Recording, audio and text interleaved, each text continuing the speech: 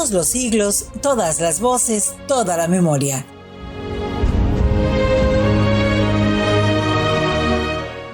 México se hace y se rehace sobre las mareas del tiempo. Es un país inagotable, inabarcable, un auténtico volcán de vida, desengaño y esperanza.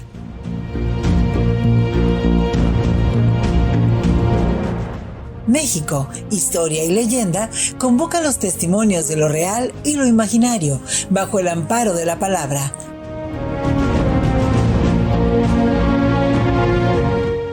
Acércate, siéntate entre nosotros y presta atención. Aquí vamos a contártelo todo.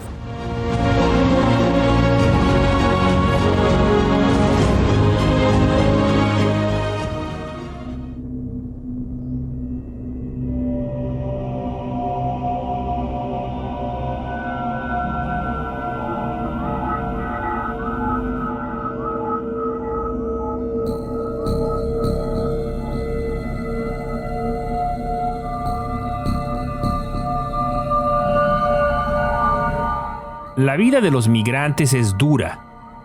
Es gente que en algunos casos ha quemado todo lo que tenía para salir escapando hacia adelante, buscando construir una mejor fortuna para sí mismos y para su descendencia. Puede decirse sin asomo alguno de exageración que la historia de la humanidad es la historia de las migraciones. Pensemos en nuestros antecesores que un día decidieron cruzar el estrecho de Bering para poblar este hermoso y enorme continente americano en el que muchos de nosotros vivimos. Las migraciones pueden suceder por múltiples motivos, como la violencia política, la falta de oportunidades laborales, la persecución religiosa o el legítimo derecho que deberíamos tener todos de decidir en qué lugar de nuestro planeta hemos de afincarnos. Lamentablemente no todos piensan de esta manera y es común que existan brotes de xenofobia entre esos enanos que creen que el mundo es el barrio donde viven, la vida, el día a día que les toca en suerte, la humanidad, solamente ellos, sus familias y quienes son como ellos. La ignorancia es una enfermedad de la que no hemos podido deshacernos todavía. En nuestro país han existido amplias olas migratorias que han ayudado a conformar esto que somos, esto que vamos siendo. Una de las olas de migrantes más salvajemente atacada fue la de los chinos. Se les perseguía de manera grosera. Se les acusaba de todos los males habidos y por haber, haciendo de ellos el chivo expiatorio clásico entre los grupos racistas. Era gente que buscaba lo más humano que podemos buscar, lo más noble. Un trabajo.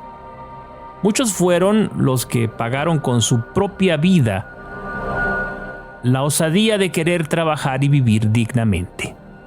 En la segunda mitad del siglo XIX comenzaron a llegar embarcaciones que traían a los primeros migrantes. De inmediato hubo una reacción adversa. Por si fuera poco, los chinos que efectivamente lograban desembarcar tenían que enfrentar situaciones difíciles, además de la discriminación. No hablaban la lengua, carecían de documentación legal, no tenían una red de apoyo que los auxiliara. Sin embargo, como era gente industriosa, muy prontamente lograban adaptarse, aprendiendo los rudimentos del español, encontrando un empleo, trabajando de sol a sol, ahorrando e invirtiendo. Fueron tan buenos trabajando e invirtiendo que muy prontamente las baterías de la maledicencia fueron apuntadas hacia ellos. No fueron pocos los que, viendo que aquello no tenía remedio, simplemente abandonaron el lugar donde moraban para irse hacia el norte, hacia los Estados Unidos. Muchos de aquellos chinos se emplearon en la minería. Las compañías norteamericanas no se cansaban de prospectar buscando el oro que la fiebre que había iniciado en el año 49 en California había hecho multiplicarse en la imaginación de aquellos avanzados.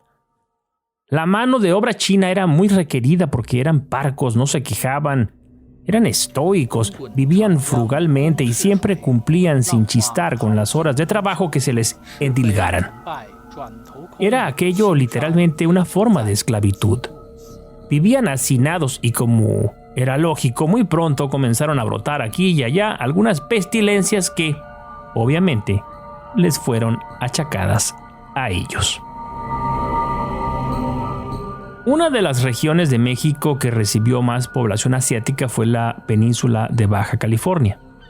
En el pueblo de El Triunfo, fundado en 1748 y que se localiza a 45 kilómetros de La Paz, vivía uno de esos migrantes venido del país de los emperadores y dragones.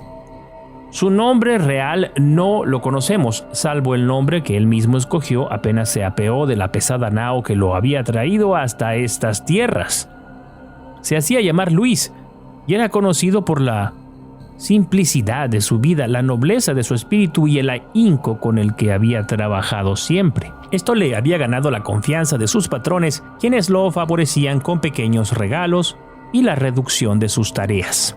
Esto provocó la envidia de los capataces locales, que veían cómo los dueños de la explotación los ignoraban mientras favorecían a aquel humilde obrero.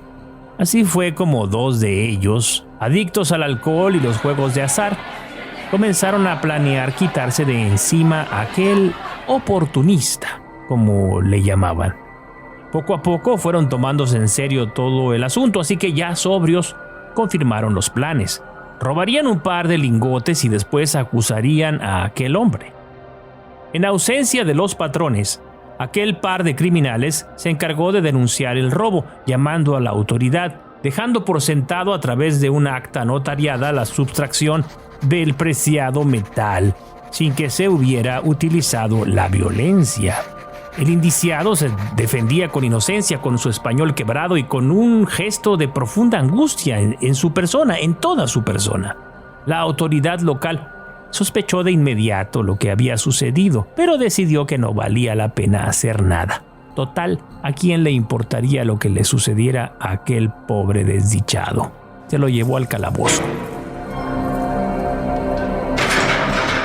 No había nadie que lo fuera a visitar. Su mujer y sus hijos habían fallecido víctimas de una infección misteriosa que hacía pocos años había cobrado no pocas víctimas.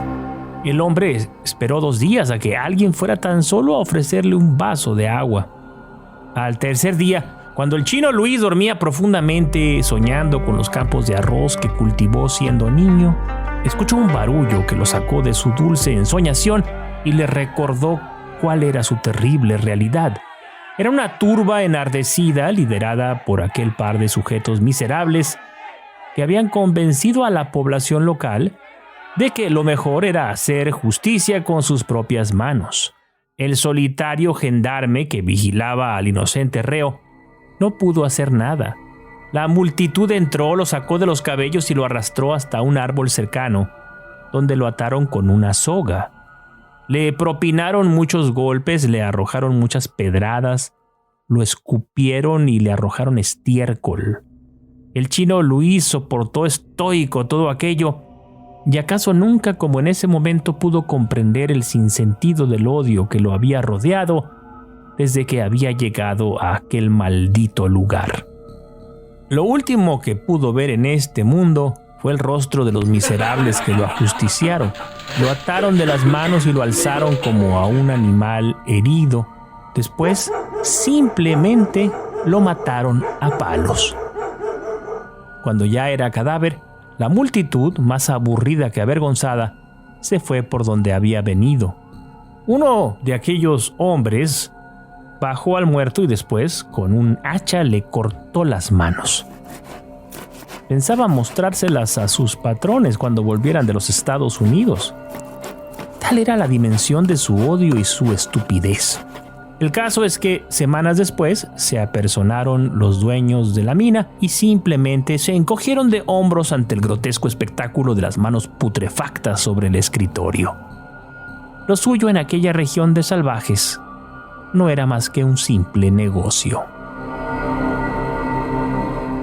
Como si de una maldición se tratara, meses después murió aquel par de cobardes. Fueron emboscados por unos desconocidos que, sin robarles nada, los ejecutaron a tiros mientras volvían haciendo heces de una de sus tantas borracheras. Muchos en el pueblo pensaron que los extranjeros quisieron hacer justicia para vengar el crimen que aquel par de bellacos había realizado en su ausencia.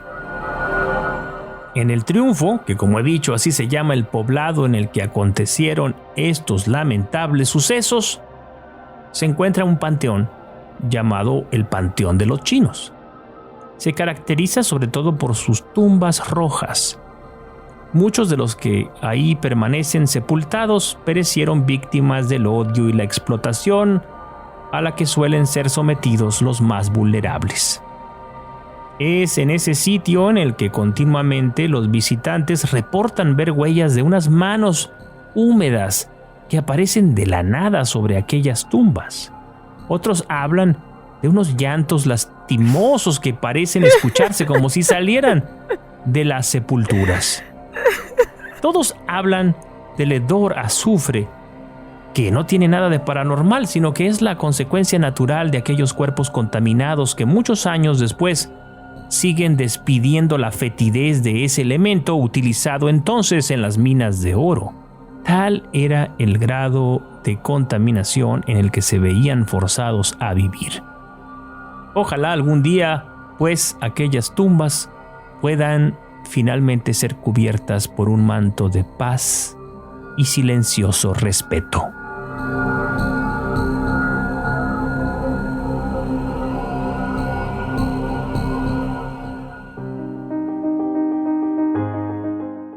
Esto fue México, Historia y Leyenda. Escrito, narrado y editado por Alex Ramírez Arballo. Locución de Alicia Terán Orduño.